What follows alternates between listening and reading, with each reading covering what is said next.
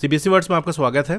इस वीडियो में हम क्लास 8 मैथ्स का 4th चैप्टर, इसका नाम है डाटा हैंडलिंग, उसकी एक्सरसाइज 4.2 डिस्कस करेंगे। इससे पहले की एक्सरसाइजेस की वीडियो अपलोड हो चुकी है। अगर आपको देखना है तो डिस्क्रिप्शन में आपको चैप्टर वाइज प्लेलिस्ट का लिंक मिल जाएगा, वहां से देख सकते हो। अगर आपके पास पुरानी वाली एनसीईआरटी बुक है तो उसके अंदर ये एक्सरसाइज 5.3 है।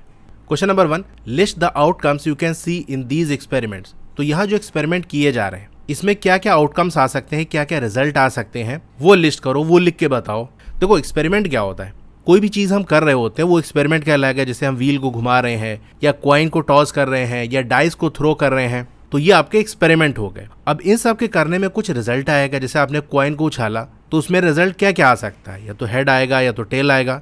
यानी इसके दो रिजल्ट पॉसिबल है, एक हेड और टेल। तो यही आपको लिख के बताना है कि क्या आउटकम आएगा। जैसे कॉइन केस में या तो हेड आएगा या तो टेल आएगा, तो दो आउटकम पॉसिबल है, हेड के और टेल के। डाइस फेंक रहे हो तो क्या क्या आ सकता है, 1 आ सकता है, 2 आ सकता है, 3 आ सकता है, 4 आ सकता है, 5 आ सकता है, 6 आ सकता है। तो ये सारे डाइस के थ्रो करने के आउटकम्स हैं कि ये आ सकते हैं। इसी तरीके से आपको यहाँ जो पूछा जा रहा है उसका बताना है। ए वाले में है स्पिनिंग अ व्हील, तो ये आपकी व्हील है। यहाँ पर आप देख सकते हो ये एरो है, ये एरो इस तरह से फिक्स रहेगी, ये व्हील घूमेगी। यहाँ पर आप देख सकते हो इस तरह से व्हील को घुमाया जाएगा तो घूमते घूमते एक जगह आकर रुकेगी। तो जहां पर ये रुकेगी उस समय एरो जिस अल्फाबेट के सामने होगी वो उसका आउटकम होगा।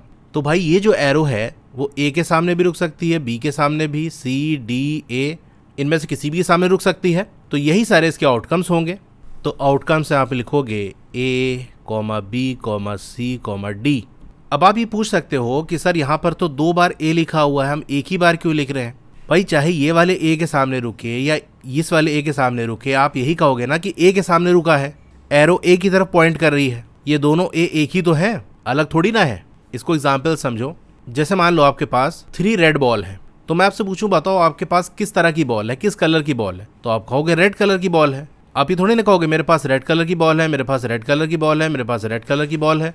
3 बार उसे आप नहीं बोलोगे ना, बोलोगे तो एक ही बार। लेकिन हाँ, काउंटिंग में आप तीनों काउंट करोगे। आप कहोगे मेरे पास 3 रेड बॉल है, लेकिन रेड बॉल एक ही बार बोलोगे। तो यहाँ पर हमको लिखना है कि क्या आउटकम आएगा। मेरे पास अगर 3 रेड बॉल है तो मैं कहूँगा मेरे पास रेड बॉल है, या 3 रेड बॉल है। मैं red ball red ball red ball 3 बार नहीं लिखूंगा। इसी तरह से ए एक बार लिख दिया तो ये दोनों का हो गया।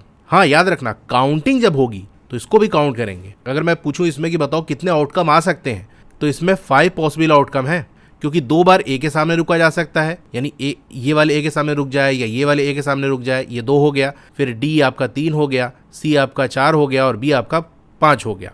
तो टोटल 5 आउटकम पॉसिबल हैं, लेकिन ए क्योंकि 2 बार है लिखेंगे हम एक ही बार। तो ये पॉइंट याद रखना। इसमें कंफ्यूजन होता है कि जब आउटकम का नाम लिखना होगा तो अगर वही चीज है तो एक ही बार नाम लिख दो, लेकिन जब काउंटिंग करनी होगी कि बताओ कितने आउटकम पॉसिबल है, नंबर के फॉर्म में बताओ 4, 5, 10, 15, तो फिर सबको काउंट करोगे आप। बी वाला है टॉसिंग 2 कॉइन्स टुगेदर, 2 कॉइन को एक साथ उछाला जा रहा है। तो देखो हमने ये एक कॉइन बना दिया, दूसरा कॉइन बना दिया। अब दोनों कॉइन को उछालोगे तो क्या क्या आ सकता है। भाई सिंपल सी बात है, हो सकता है पहले वाले में हेड आ जाए और दूसरे वाले में भी हेड आ जाए। ठीक है, अब इसको आंसर हम लिखते चलते हैं साथ में।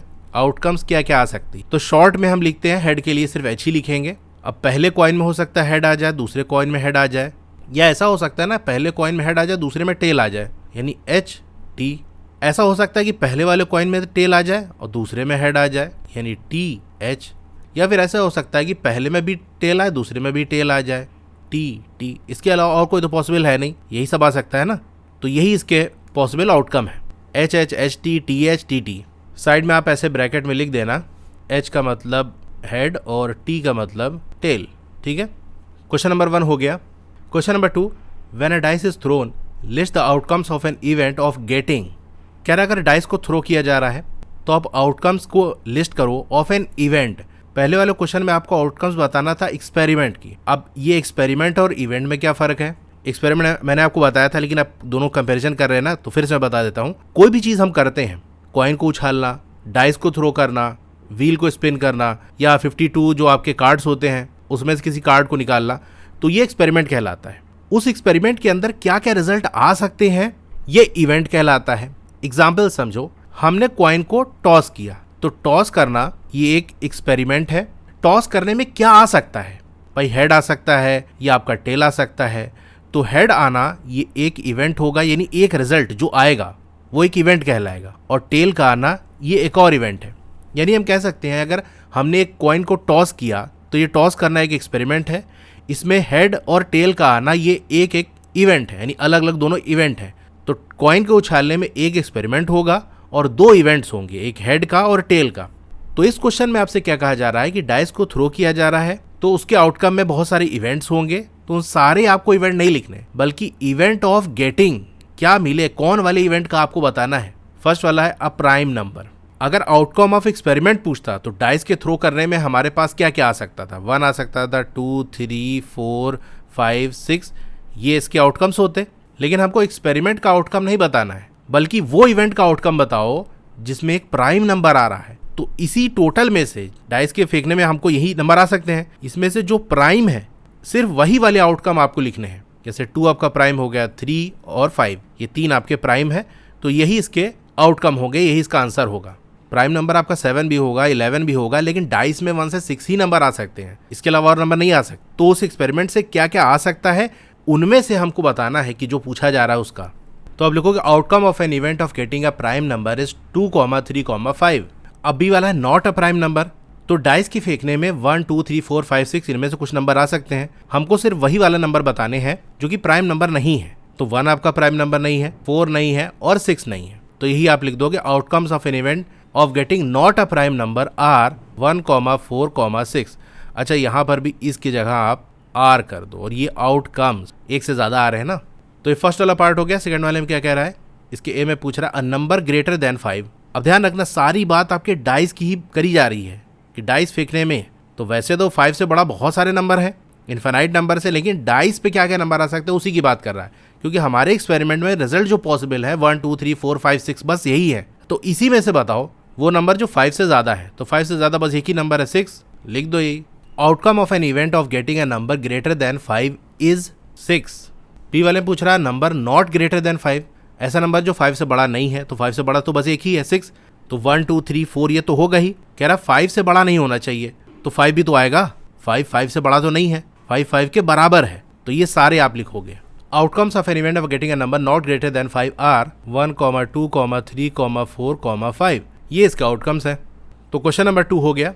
अगर आप क्लास 8 में अच्छा स्कोर करना चाहते हो तो उसके लिए मैं ओसवाल बुक्स को सजेस्ट करूंगा। ये काफी अच्छी बुक है।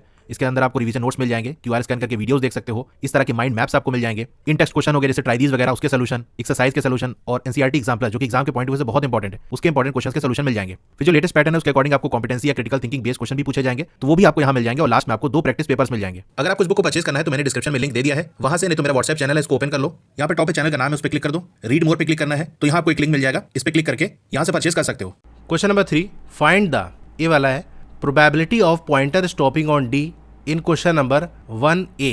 अब यहाँ आपको प्रोबेबिलिटी बताना है। प्रोबेबिलिटी क्या होता है, इसमें हमको एक फ्रैक्शन बनाना होता है जहां पर न्यूमरेटर में आप फेवरेबल आउटकम लिखोगे, यानी आपको क्या निकालना है या क्वेश्चन में किसके बारे में पूछा है वो लिखोगे, और डिनोमिनेटर में उस एक्सपेरिमेंट से क्या क्या आउटकम आ सकते हैं, टोटल पॉसिबल आउटकम्स वो लिखोगे। तो यहाँ पर हमको नंबर लिखना है कि हाँ कितने रिजल्ट आ सकते हैं, क्या आ सकता है ये नहीं लिखना। जैसे हमने कॉइन को टॉस किया तो कॉइन के टॉस करने में क्या क्या आ सकता है, हेड आ सकता है और टेल आ सकता है। तो ये कितने आउटकम हो गए, 1, 2 काउंट करेंगे हम। तो फ्रैक्शन बनाएंगे, डिनोमिनेटर में 2 लिखेंगे। अब आपसे पूछा जाए कि बताओ हेड आने की प्रोबेबिलिटी क्या है, तो हेड तो भैया एक ही तो है, तो इसको भी देखो काउंट कर रहे हैं, हेड एक है ना भाई, कॉइन उछालोगे तो एक ही हेड है उस कॉइन में और एक टेल है, तो हेड तो एक ही आएगा, तो इसकी प्रोबेबिलिटी आपकी 1/2 हो जाएगी। इसी तरह टेल आने की प्रोबेबिलिटी, तो भाई कॉइन उछालने में हेड या टेल 2 आ सकते हैं और टेल तो हमारा एक ही है, तो ये 1 हो गया। अगर डाइस को थ्रो किया जा रहा है तो डाइस के थ्रो करने में क्या क्या आ सकता है, 1, 2, 3, 4, 5, 6 में से कुछ भी आ सकता है, यानी टोटल 6 पॉसिबल आउटकम्स हैं। तो काउंट कर रहे हैं हम। अब मैं पूछूं कि बताओ डाइस फेंका हमने, 3 आने की क्या प्रोबेबिलिटी है कि उस डाइस पे ऊपर जो है 3 आया हो, तो 3 तो एक ही है ना, डाइस पे तो एक ही जगह 3 मार्क होता है, तो 1/6 आ जाएगा। ठीक है, चलिए हम करेंगे तो और ज़्यादा आपको क्लियर होगा। तो सबसे पहले तो आपको प्रोबेबिलिटी का फॉर्मूला लिखना है, तो चलिए लिख लेते हैं। प्रोबेबिलिटी ऑफ एन इवेंट ये बराबर होता है number of outcomes that make an event, तो किसी इवेंट में कितने आउटकम आ सकते हैं, upon total number of outcomes of the experiment. तो जो चीज़ मैंने आपको एग्जाम्पल से बताई थी, अब यहाँ देख के समझ सकते हो कि किसी भी इवेंट की प्रोबेबिलिटी क्या होगी। क्या आप ये बता दो कि उस इवेंट के अंदर कितने नंबर ऑफ आउटकम्स पॉसिबल हैं। जैसे आपने कॉइन को उछाला तो हेड आने की क्या प्रोबेबिलिटी है, तो भाई हेड तो एक ही है, तो ये 1 हो जाएगा, upon total number of outcome of the experiment. उस एक्सपेरिमेंट में क्या क्या टोटल आ सकता है, तो कॉइन उछालने में या तो हेड आएगा या टेल आएगा, 2 आ सकता है ना, तो ये 2 आपका डिनोमिनेटर में आ जाएगा। यही प्रोबेबिलिटी हो गई हेड आने की, और टेल आने की भी यही प्रोबेबिलिटी होगी। ठीक है, तो पहले आप ये फॉर्मूला लिख दोगे। अब ए वाले में हमसे ये पूछ रहा है कि फर्स्ट वाले क्वेश्चन के ए वाले पार्ट के अंदर जो आपकी एरो है यानी जो पॉइंटर है वो डी पे स्टॉप कर रहा है, इसकी क्या प्रोबेबिलिटी है। तो भाई इसके अंदर देखो डी कितनी बार लिखा हुआ है, एक ही बार लिखा है ना, यानी पॉइंटर का डी पे रुकना एक इवेंट होगा, और डी एक ही है, यानी नंबर ऑफ आउटकम उस इवेंट के क्या है, बस एक है, 1 है, upon total number of outcome होता है। तो टोटल क्या आ सकता है, एरो हो सकता है ए पे रुक जाए या बी पे रुक जाए या सी पे रुक जाए या डी पे रुक जाए या ये वाले ए पे रुक जाए। तो 1 2 3 4 5 इन पांचों में से कहीं भी रुक सकती है। अब देखो इस ए को जो है हम काउंट करेंगे, जैसा कि मैंने आपको बताया था कि ए हमारा 2 बार है, तो काउंटिंग में 2 बार हम काउंट करेंगे। अब ए वाले पार्ट में लिखोगे probability of the pointer stopping on D equal होगा, डी हमारा एक ही है यानी इस इवेंट का एक ही रिजल्ट पॉसिबल है, अपॉन टोटल कितना आ सकता है, मैंने आपको काउंट करके बताया था कि 5। तो इन 5 जो अल्फ़ाबेट लिखे हैं इनमें से कहीं पे भी रुक सकता है। अच्छा, अब इसी क्वेश्चन के अंदर अगर मान लो आपसे पूछ लिया जाता है कि बताओ ए पे रुकने की क्या प्रोबेबिलिटी होगी, तो ए हमारा कितना है, देखो 2 बार ए है ना, तो ए पे रुकने वाला जो इवेंट है उसके 2 पॉसिबल आउटकम है, हो सकता है एरो इस वाले ए पे रुक जाए या इस वाले ए पे रुक जाए। तो 2 अपॉन टोटल तो हमारा ये 5 ठो लिखा ही हुआ है अल्फ़ाबेट, तो प्रोबेबिलिटी 2/5 आ जाएगी। ठीक है, तो क्वेश्चन को रटना नहीं, समझना। अगर समझ लोगे तो कैसे भी क्वेश्चन आए कर ले जाओगे। बी वाला probability of getting an S from a well shuffled deck of 52 playing cards. अब 52 प्लेइंग कार्ड्स के बारे में आपसे क्वेश्चन पूछा जाता है, इसमें कई सारी चीज़ें आपको जाननी चाहिए। अच्छा देखो, वेल शफल्ड का मतलब क्या है, कार्ड वगैरह अगर आपने कभी खेला होगा या किसी को देखा होगा तो कार्ड को शफल किया जाता है, नहीं फेंटा जाता है, कार्ड को ऊपर नीचे किया जाता है, मिक्सिंग की जाती है। खैर इससे आपको इतना मतलब नहीं है, बस आपको ये ध्यान रखना है कि देखो 52 प्लेइंग कार्ड है, उसके अंदर एस आने की क्या प्रोबेबिलिटी है। तो हमको एक चीज़ तो बता दी गई है कि भाई 52 टोटल कार्ड्स हैं, यानी डिनोमिनेटर में तो हमारा 52 आ जाएगा। अब ये एस कितने होते हैं 52 के अंदर ये पता चल जाए तो प्रोबेबिलिटी निकल आएगी।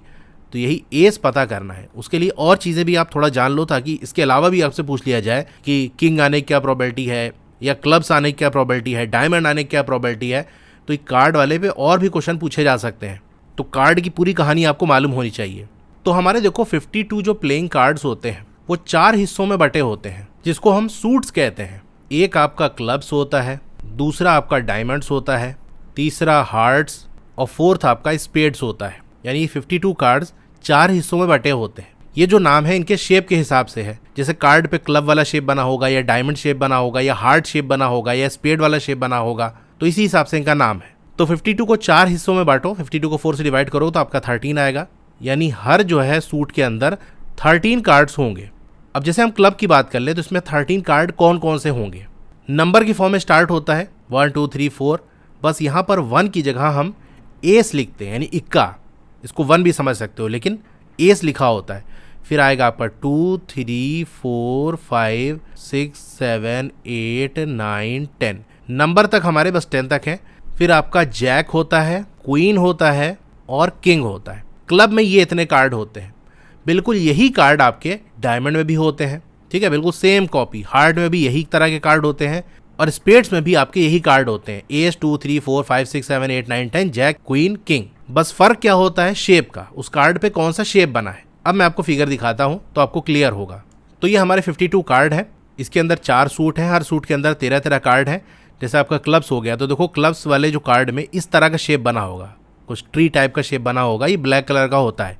तो अगर एक शेप बना है तो उसको एस कहेंगे, 2 शेप बना है तो 2 कहेंगे, 3 शेप बना है तो 3, इसी तरह जितना शेप है उसी हिसाब से बना होगा 10 तक। उसके बाद फिर जैक होगा, इसके अंदर आपका जोकर बना होगा और फिर एक कार्ड होगा उसके अंदर क्वीन होगा। और देखो दोनों साइड आपके ये क्लब वाला सिंबल बना हुआ है। इसी तरह किंग की फोटो बनी होगी, के लिखा होगा और इस तरह की फोटो बनी होगी। डायमंड वाले कार्ड में भी यही वाले कार्ड हैं, एस 2 3 सारा है, बस देखो डायमंड शेप बना होगा, ठीक है, देख सकते हो डायमंड शेप। हार्ट में ये हार्ट वाला शेप बना है, स्पेड्स में ये वाला शेप बना है। तो अब आपसे क्वेश्चन में जो पूछा गया था कि एस आने की क्या प्रोबेबिलिटी है, तो देखो क्लब में एक एस होता है, डायमंड में एक एस होता है, हार्ट में एक एस होता है, स्पेड में एक एस होता है। यानी टोटल 52 कार्ड के अंदर 4 आपके एस के कार्ड होते हैं। इसी तरह 4 आपके जैक के कार्ड हैं, आप देख सकते हो, 4 आपके क्वीन के कार्ड हैं, 4 किंग के कार्ड हैं, क्लब के 13 कार्ड है, डायमंड के 13 कार्ड है, हार्ट के 13 कार्ड है, स्पेड के 13 कार्ड है। तो ये आपको याद होने चाहिए। तो अब लिखोगे probability of getting an S from a deck of 52 cards. तो एस हमारे 4 होते हैं, टोटल 52 कार्ड्स है, तो 4/52। क्या ये आंसर हो गया? नहीं, इसको लोएस्ट फॉर्म में हम ले आते हैं। तो 4 और 52 ये 4 से डिवाइड होगा, 4 1 4 और 13 4 52 होता है, तो 1/13 ये आंसर है इसका। ठीक है। सी वाला है probability of getting a red Apple. नीचे फिगर आपको दी है, तो देखो एक ग्रीन एप्पल है, फिर रेड एप्पल है, रेड एप्पल है, रेड एप्पल है, ग्रीन है, रेड है, ग्रीन है। तो न्यूमरेटर में हम क्या लिखते हैं, जिसका क्वेश्चन में पूछा हो या जिसका हमको निकालना है, रेड एप्पल की बात कर रहा है, तो रेड एप्पल यहाँ कितने हैं काउंट कर लो, 1 2 3 4, तो 4 आ गया न्यूमरेटर में। टोटल कितने एप्पल हैं इसको हम निकालेंगे, टोटल कौन कौन सा निकल सकता है, ये निकल सकता है, ये और ये, यानी 7 टोटल पॉसिबल है, तो 4/7 इसका आंसर आ जाएगा। बस यही लिख दो। Probability of getting a red apple equal 4/7। Question number 3 हो गया। Question number 4, number 1 to 10 are written on 10 separate slips, 1 number on 1 slip. यानी 10 आपकी स्लिप है, जैसे एक आपकी ये स्लिप है, इसके ऊपर 1 लिखा हुआ है, दूसरी स्लिप है उसके ऊपर 2 लिखा हुआ है, इसी तरीके से अलग अलग स्लिप पे अलग अलग नंबर लिखे हैं 1 to 10 तक, यानी टोटल आपकी 10 स्लिप होंगी, हर पे एक एक नंबर लिखा हुआ है। Kept in a box and mixed well, एक बॉक्स में रखा गया, उसको अच्छे से मिक्स कर दिया गया। 1 slip is chosen from the box without looking into it, एक स्लिप को बॉक्स से निकाला जा रहा बिना देखे, यानी अंदाजे से कुछ भी निकल सकता है। What is the probability of, first वाला है गेटिंग अ नंबर 6। तो देखो इस क्वेश्चन में भी आप पहले काम क्या करोगे, प्रोबेबिलिटी है क्या, उसका फॉर्मूला आप लिखोगे। Probability of an event equal number of outcomes that make an event upon total number of outcomes of the experiment. ये कहानी लिख दी आपने, फिर आप फर्स्ट पार्ट में लिखोगे probability of getting a number 6। तो भैया एक स्लिप पे एक ही नंबर लिखा होगा, यानी 6 नंबर जिस स्लिप पे लिखा होगा वो एक ही होगी 10 स्लिप के अंदर, तो 1 अपॉन टोटल कितनी स्लिप है, 10 स्लिप है ना, तो अपॉन 10 हो जाएगा, ये प्रोबेबिलिटी हो गई। सेकंड वाला है getting a number less than 6, तो 6 से कम कौन कौन से नंबर है, 1 है, 2 है, 3 है, 4 है, 5 है, बस यही है ना, 6 से कम चाहिए हमको, तो यही नंबर है। इनको बस आप काउंट कर लो 1 2 3 4 5, तो टोटल 5 हैं आपके, और टोटल है कितनी स्लिप हमारी 10 है, तो टोटल तो हमेशा वही रहेगा। ऐसे 10 स्लिप हमने बना दी, 10 नंबर लिख दिए, तो उस 10 में से कोई सा भी निकल सकता है, तो जितने भी नंबर की स्लिप निकल सकती है वो आपका टोटल हो जाएगा, उसको काउंट करना है। तो 10 स्लिप है, 10 नंबर है, तो आपका टोटल भी 10 होगा, यानी डिनोमिनेटर में 10 ही आएगा इन सारे पार्ट वाले क्वेश्चन के अंदर। थर्ड वाला getting a number greater then 6, तो 6 से बड़ा कौन सा है, 7 8 9 10, यानी 4 आपके नंबर हुए, तो 4/10 हो जाएगा। अच्छा इसको ऊपर सॉल्व भी कर लेना, देखो ये सॉल्व होगा, 5 1 5, 5 2 10, तो 1/2 आ जाएगा। इसी तरह ये भी सॉल्व हो जाएगा आपका, 2 2 4, 2 5 10, तो 2/5 आएगा। फोर्थ वाला पार्ट है गेटिंग अ 1 डिजिट नंबर, तो 1 डिजिट नंबर कौन कौन से हैं भाई, 10 को छोड़ दिया जाए बाकी सभी 1 डिजिट नंबर है, तो 9 आपके 1 डिजिट नंबर है, और एक 10 जो है वो 2 डिजिट का नंबर है, तो उसको हटा दो बस, तो probability of getting a 1 digit number equal हो जाएगा 9/10 के। क्वेश्चन नंबर 4 हो गया। Question number 5, if you have a spinning wheel with 3 green sectors, 1 blue sector and 1 red sector, what is the probability of getting a green sector, what is the probability of getting a non blue sector. तो इस तरह से आपकी एक spinning wheel है, कह रहा है इसके अंदर 3 आपके ग्रीन सेक्टर हैं, यानी 3 पार्ट आपका ग्रीन है, एक ब्लू है और एक रेड है। तो पहला क्वेश्चन ये पूछ रहा है कि ग्रीन आने की क्या प्रोबेबिलिटी है, और दूसरा पूछ रहा है नॉन ब्लू आने की क्या प्रोबेबिलिटी है, यानी ब्लू के अलावा, तो ब्लू के अलावा क्या क्या आ सकता है, ये 3 ग्रीन आ सकता है और एक रेड आ सकता है। ग्रीन आने की प्रोबेबिलिटी क्या होगी, डायरेक्ट आप निकाल सकते हो भाई, ग्रीन कितने हैं काउंट कर लो 1 2 3, और टोटल है कितने सेक्टर, 3 ग्रीन का और एक ब्लू का, एक रेड का, यानी 5 टोटल सेक्टर है, तो प्रोबेबिलिटी आपकी 3/5 आ जाएगी। वही नॉन ब्लू वाला जो पूछा था, तो नॉन ब्लू कौन से हैं, 3 ग्रीन के और एक रेड के, यानी 4, और टोटल है 5, तो 4/5। अब चलिए बस लिख के फॉर्मेलिटी कर देते हैं। Probability of getting a green sector, तो ग्रीन हमारा 3 है और टोटल है 5 सेक्टर, तो 3/5 हो जाएगा। Probability of getting a non blue sector, तो नॉन ब्लू यानी ब्लू को छोड़ दो, तो बाकी आपके 4 सेक्टर बचेंगे, अपॉन टोटल 5 है। क्वेश्चन नंबर 5 हो गया। Question number 6, find the probabilities of the events given in question number 2। तो क्वेश्चन नंबर 2 के अंदर क्या दिया है जरा हम देख लेते हैं। तो क्वेश्चन नंबर 2 के अंदर डाइस को थ्रो किया जा रहा है, तो डाइस के थ्रो करने में टोटल क्या क्या आ सकता है, 1 2 3 4 5 6, यानी टोटल 6 आउटकम है, यानी हमारे यहाँ जो भी आंसर निकलेगा डिनोमिनेटर में 6 रखना है, क्योंकि डिनोमिनेटर में टोटल क्या आ सकता है उस एक्सपेरिमेंट में वो लिखते हैं, काउंट करके कितने आ सकते हैं रिजल्ट, क्या क्या आ सकते हैं ये नहीं लिखना, कितने आ सकते हैं। अब इसके फर्स्ट वाले पार्ट के ए में पूछ रहा है प्राइम नंबर, तो प्राइम नंबर हमारे 3 होते हैं, डाइस में जो नंबर आते हैं उसमें 2 हो गया, 3 हो गया और 5 हो गया, तो हमको नंबर बताना है कितने, कौन कौन सा है ये नहीं है, तो एक 2 हो गया, दूसरा 3 हो गया और तीसरा 5 हो गया, यानी 3। Probability of getting a prime number, तो प्राइम नंबर हमारे 3 तो हैं डाइस के अंदर, अपॉन डाइस के अंदर टोटल 6 नंबर है, इसको लोएस्ट फॉर्म में ले आओगे तो 1/2 आ जाएगा। बी वाले पार्ट में क्या कह रहा है, नॉट अ प्राइम नंबर, तो ये आपके 1 4 6 ये आपके प्राइम नंबर नहीं है जो कि डाइस पे होते हैं। Probability of getting a number which is not prime, तो ये भी आपका 3/6 आ जाएगा, 1/2 आंसर हो गया इसका। अब इसमें सेकंड वाले पार्ट का ए में पूछ रहा है अ नंबर ग्रेटर देन 5, तो बस एक ही नंबर है जो कि 5 से ग्रेटर है डाइस के अंदर, वो है 6। Probability of getting a number greater than 5, तो बस एक नंबर है, टोटल 6 नंबर आ सकते हैं, 1/6 हो गया।